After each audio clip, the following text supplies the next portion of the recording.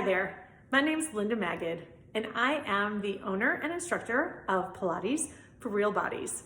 And today we're going to talk about how Pilates helps strengthen and support your low back.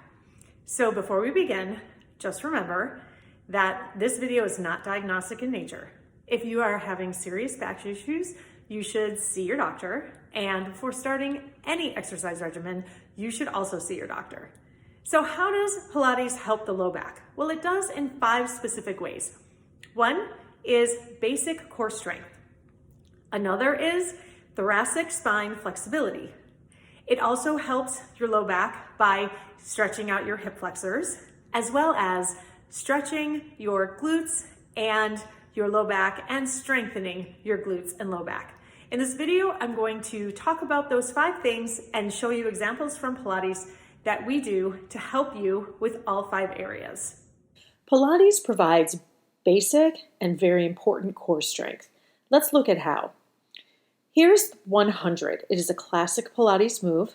You are in what we call an ab curl. Your legs can be straight. They could be bent in a tabletop position. They could even be on the floor. But it's essentially holding a crunch for 100 breaths. Arms are pumping, keeping the back nice and strong, but the focus obviously is on your core. If you can't have your head curled up like this, you can put your hands behind your head. You can even do this laying all the way back. You're definitely going to get a core workout during the 100. When the 100 is done, we are not done. After that, we follow it with half roll back. So sitting back, curling the back again, looking down at the belly button.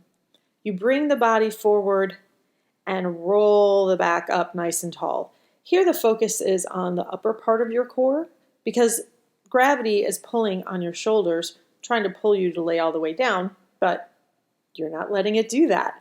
And you are holding that position, a nice crunch, but obviously for longer than a sit-up.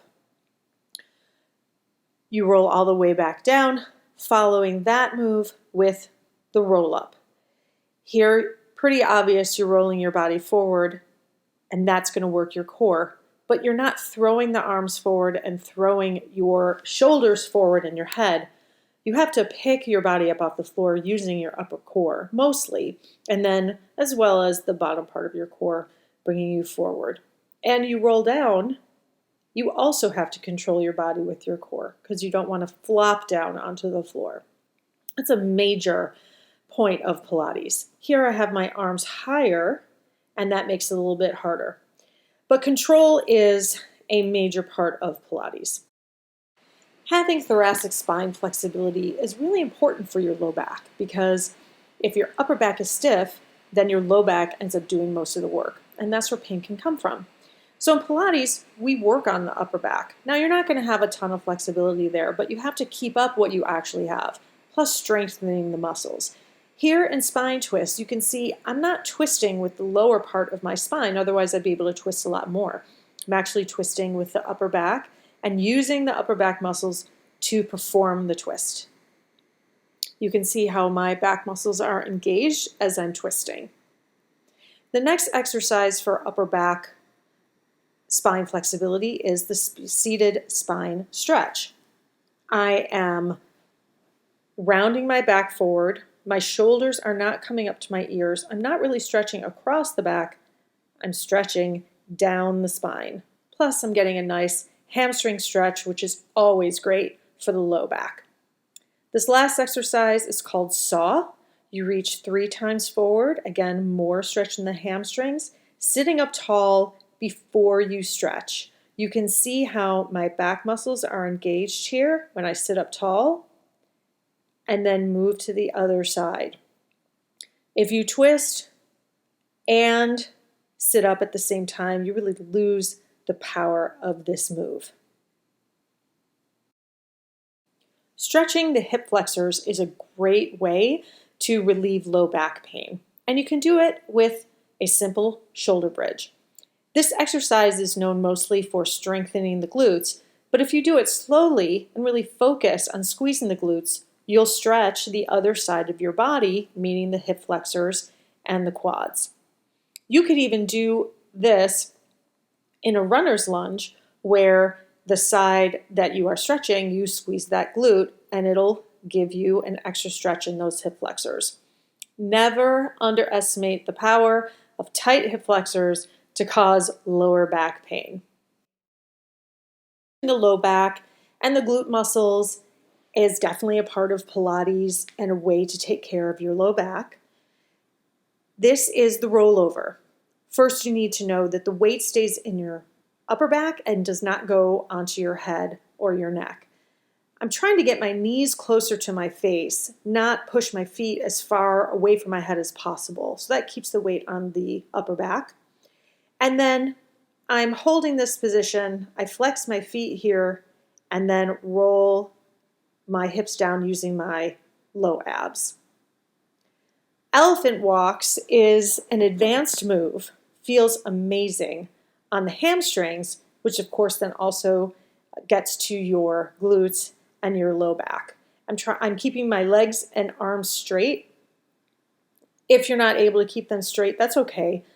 The point isn't that you must get your hands to your feet. Obviously, I'm not able to do that, but I'm getting them as close as I can. And when I do it, it feels amazing. Having a strong low back and strong glutes is really important to low back health. We do a lot of that in Pilates, and I have a few examples. Here's breaststroke.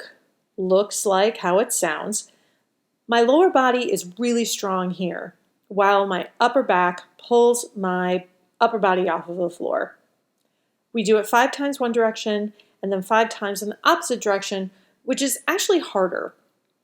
I am fighting gravity that's trying to pull my body down as my arms and the weight of my arms come above my head. Next is heel squeeze. It's not going to look like much until I start lifting my knees off the floor. Here I'm just, like it says, squeezing my heels together as hard as I can. It's working my glutes, hamstrings, inner thighs. I do that several times.